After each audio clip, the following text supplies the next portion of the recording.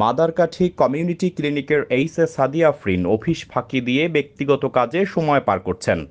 বানারীপাড়া প্রতিনিধি জাকির হোসেনের পাঠানো তথ্য ও ভিডিও চিত্রে দেখুন বিস্তারিত। সাথে আছি আমি কাউসার মাহমুদ।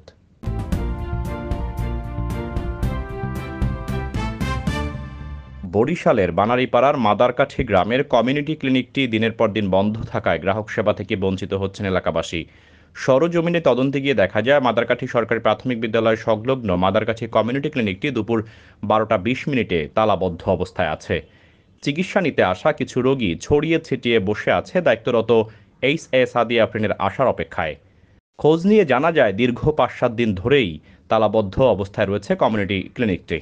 প্রতিনিয়ত রোগীরা এসে অপেক্ষা করে সেবা না পেয়ে আবার চলে যাচ্ছেন।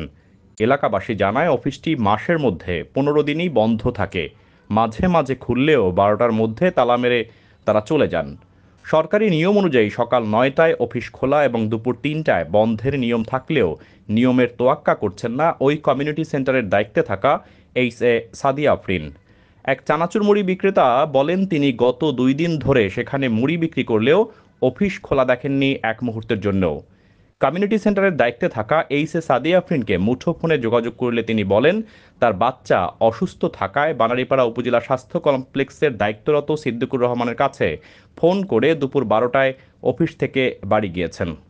এর সত্যতা যাচাইয়ে সংবাদকর্মীরা সিদ্দিকুর রহমানের কাছে জানতে চাইলে তিনি এইচএ সাদিয়া আফরিনের পক্ষে সাফাই গান, কিন্তু পরক্ষণে সংবাদকর্মীদের বিভিন্ন প্রশ্নের জবাবে স্বীকার করতে বাধ্য হন যে সাদিয়া আফরিন তাকে ফোন করে ওই কথা বলতে বলেছেন। সিদ্দিকুর রহমান সাদিয়া আফরিনের পক্ষে আরও মিথ্যা ছাপাই গান যে চৌয়াড়িপাড়া কমিউনিটি ক্লিনিকে অতিরিক্ত দায়িত্ব পালন করে, তাই এমনটা হয়।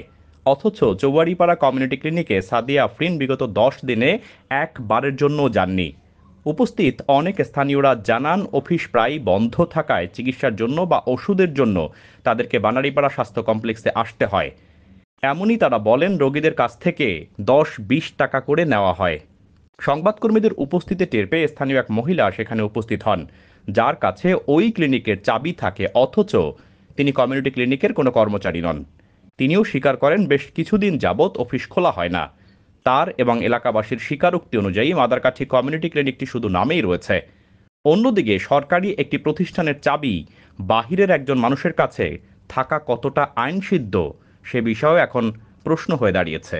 আজকে আসেন, গতকাল আসছেন, আর প্রায় মাঝে মাঝে আসেন। এখানে কি কালকে খোলা দেখছেন? আজকে বা কালকের এইটা হ্যাঁ দেখেন না, খোলা দেখেন না? না কালকেও দেখেন না, আজকেও দেখেন না।